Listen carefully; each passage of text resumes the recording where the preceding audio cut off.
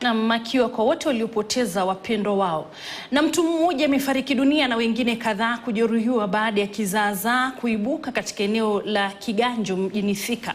Kulingana na wakazi, kipande cha ardhi kilichokuwa kimetengwa kuwa soko kinadaiwa kuwa chanzo cha ufuatilianaji risasi baada ya mwakilishi wadi eneo hilo Peter Mburu kudaiwa kuvurugwa na wafuasi wa mbunge wa eneo hilo Alice Ng'ang'a. Mwanahabari Ode Francis na taarifa zaidi.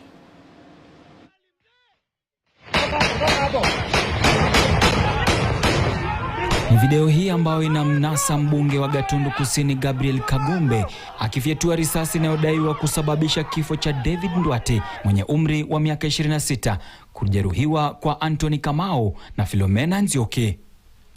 Mimi mahali nilele nikajificha ili nisionekane na wale polisi ambao walikuwa wamefuata watu. Nikashtukia mtu ameanguka kando na mimi. Mimi tukaangaliana kwa macho, akaniuliza nini naendelea bro. Nikamwambia wewe uone juu alikuwa amevaa vest ilikuwa imefunguka kidogo, na nikamwambia wewe uone umepigwa risasi, damu ilikuwa inamtoka.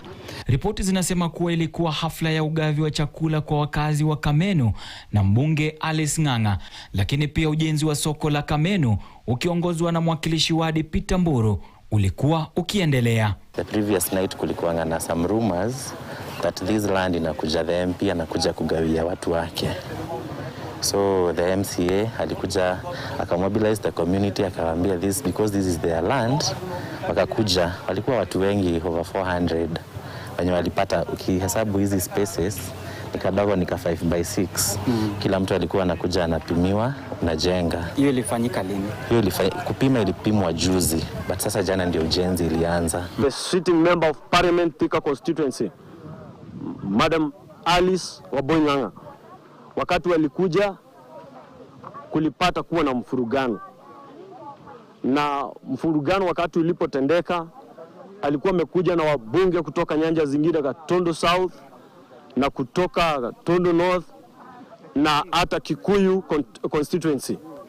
Ilipofika kitu saa 9 maji yalizidi unga, kwa sababu mbunge alisema lazima akuje afungue soko.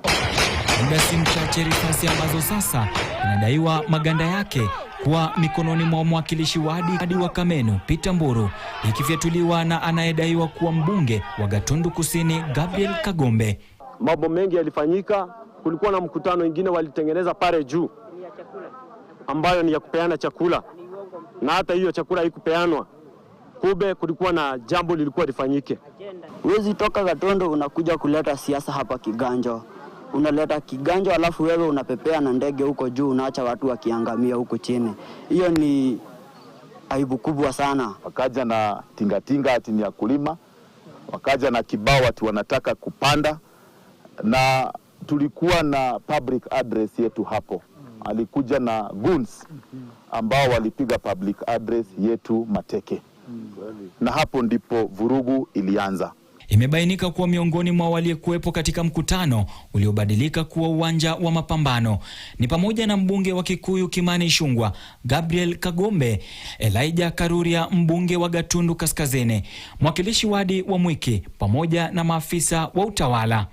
Tofauti yangu na yeye ni kwamba mimi nimeamua ni wakati wa kufanya nini? Kazi. Na mimi kama MCA sina lingine, lazima nifanye kazi na gavana ambaye aliyepo. Wakati hili shamba lilifanywa registration ya kwamba imerisaviwa kwa soko, hiyo ilikuwa security enough ya kwamba uwanja umetengwa uwe uwanja wa soko. Si ni kweli? Nilikuwa ninafuatilia usiku na mchana mpaka pale uwanja ulifanya nini? Ulipeanwa. Anthony Kamau naye amepata majeraha mabaya ya risasi na amelazwa katika hospitali ya rufaa ya Thika level 5.